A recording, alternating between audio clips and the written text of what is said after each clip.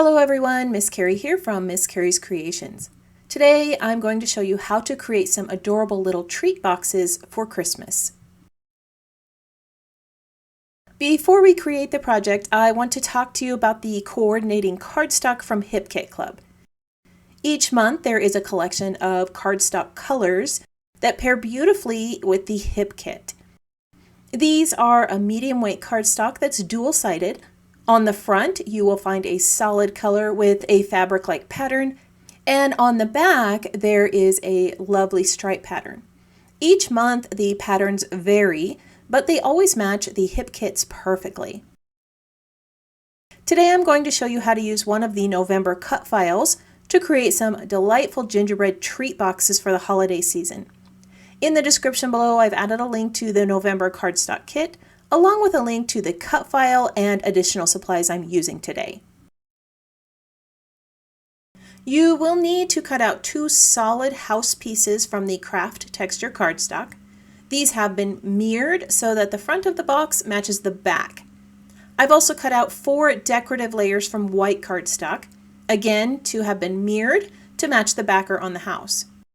You're also going to need a piece of 8" by 8" pattern paper or cardstock to create the box, and I'll show you how to make that here in a moment.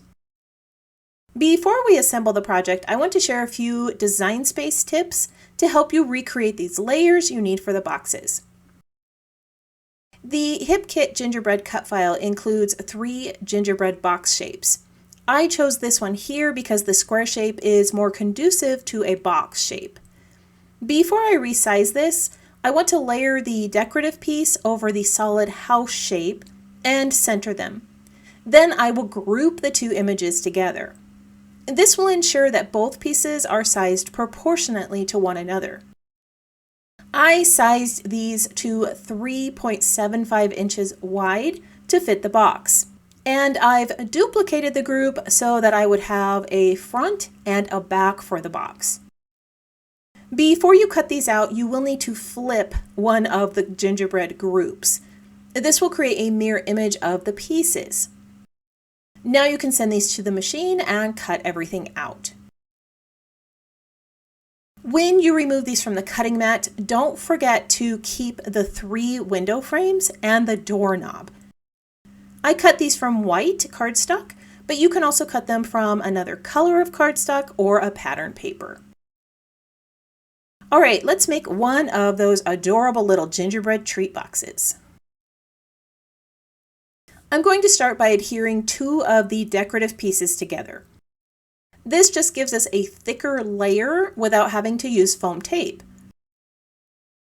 These little treat boxes would make wonderful little decorations at a Christmas dinner table. At our house, we don't sit around the dinner table on Christmas, so I plan to place them in a row down the center of our table.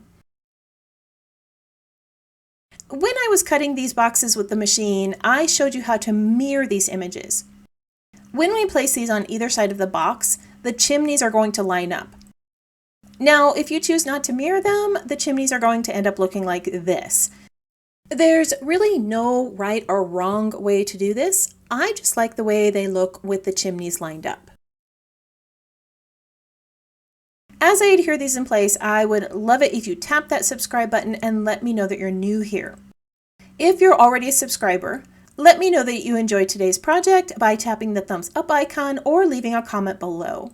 I would love to know if you're going to try to make a few of these gingerbread treat boxes and add them to your holiday table. I'm going to repeat the layering process with the windows and the doorknob. I find that it's easier to layer the pieces directly onto the houses rather than adhere the small pieces together separately. This design is rather simple, but there are many alternative ways to put these together. You could cut the window frames and door from another color of cardstock, or shade them with pencils, ink, or paint. If you wanted them to have a distressed or vintage look, you could add some darker ink on the edges or cover the houses with paste using a brick stencil. Here in a moment, I'll share another house I added sparkle to. All right, now that these are put together, I'm going to show you how to create the box for this project. We are going to be making a scoreboard box using an 8 by 8 inch piece of candy cane cardstock. I also created the box in Cricut Design Space using shapes and score lines and cut lines. I used the scoring tool to make the score lines on this piece and created those tiny little cuts using some lines and shapes. Instead of showing you how to make this with the cutting machine, I'm going to show you how to create the box with a scoreboard. I actually prefer to use a paper cutter and bone folder because that's what I have on hand. We're going to place the edge of this square at the 2.5 inch mark and create a score line that goes from the top to the bottom. We're going to flip the cardstock onto the opposite side and create the exact score line. Place that edge at the 2.5 inch mark and create your score line. We're going to repeat this on all 4 sides. Each score line should be 2.5 inches from the edges. When all the score marks have been added, you will have a 3 inch by 3 inch square in the center and 4 2.5 inch squares on the 4 corners. Now we need to make the tabs that adhere the sides together. To do this, you're going to place your cardstock at the 2.5 inch mark and create a score line from the top to that top score line here.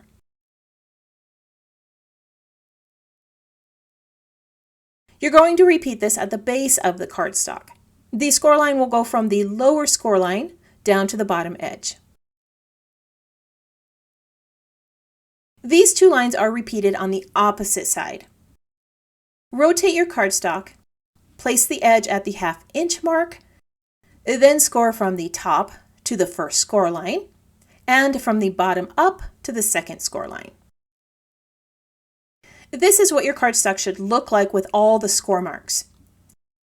Each box in the corner should have a vertical score mark 1/2 inch from that 2.5 inch score mark.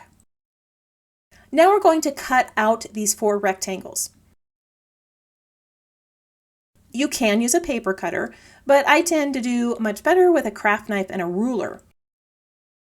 My cuts will be right along the outer score lines. Don't cut off that 1/2 inch scored strip or it will remove the tabs. The next step could have been combined with the previous step, but I didn't want to cause confusion. We're going to make some 1/2 inch cuts to create our tabs. Once again, I'm using a craft knife. I'm going to create my cut along this score line and end at the horizontal score line. This cut should not be longer than a 1/2 inch. This box is a very basic design, but if you're an expert box maker, you could add angled cuts or create an entirely different box design. I know that most of you will be making multiple treat boxes, so I chose to keep this box simple so that it would be easy to put together. Hip Kit cardstock is dual-sided, so you can choose to use the striped side or the solid side. I like these candy cane stripes because they pair well with the gingerbread house design. I'm going to fold on every score line towards the center and use my bone folder to burnish the folds.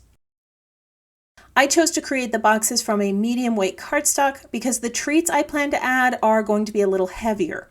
You could also cut this from pattern paper.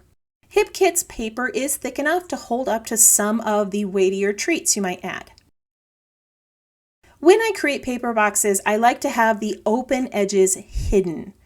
If I were to fold this up and bring it over like this, I will have an open edge on the side of the box that's going to be showing. Now those little chevron designs are really cute, but I don't like the look of that open edge. To hide the open edges, I'm going to tuck these behind so that my open edge is hidden behind the gingerbread house. This creates a nice clean side of my box. I'm going to adhere this together with liquid adhesive. You can also use double-sided tape. I would not recommend that you use a tape runner.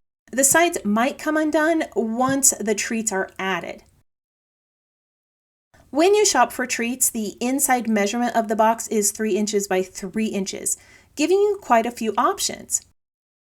I haven't decided if I'm going to fill the treat bags with candy or add a little orange to each one. Maybe I'll create a little bag filled with chapsticks or lotions or hand sanitizers. There are quite a few possibilities here. All right, there is the little box for our treat holders. The stripes are on the outside and the solid color can be seen in the box.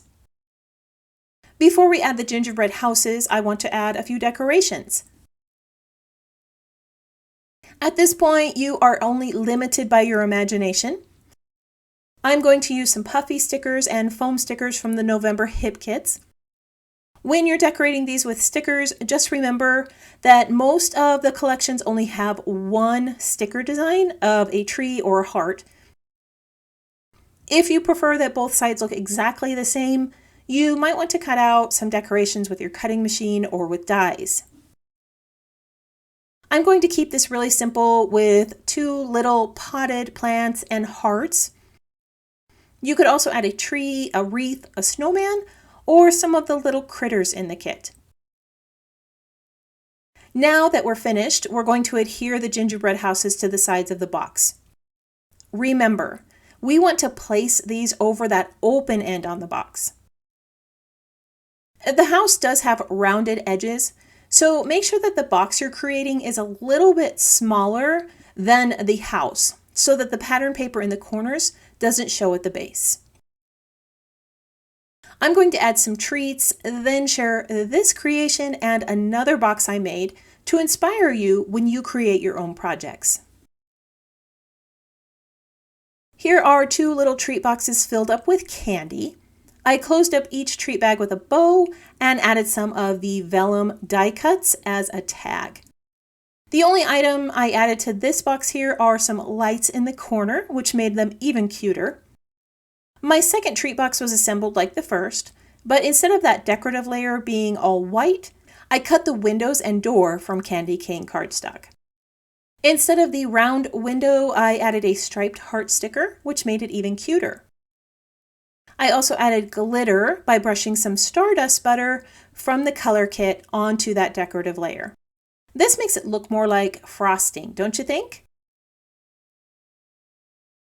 Today I shared a simple treat box project that you can make using a cut file from Hip Kit Club. If you're a member of the Hip Kit Club, you can download any of the cut files on the site at no additional cost and save $5 on your monthly kit. Members also save 15% on coordinating items, and those ship free with your main kit. So if you want to grab yourself the embellishment kit or the stardust butter in the color kit, it's worth becoming a member. If you would like to learn more, I have added the details in the description below. I want to thank you for joining me for another scrapbook project. If you would like to see more of my creations, you can visit my channel or follow Miss Carrie's Creations online. If you have any questions about this project or supplies listed below, feel free to leave me a comment. I hope you have a wonderful week, and I can't wait to see what you create.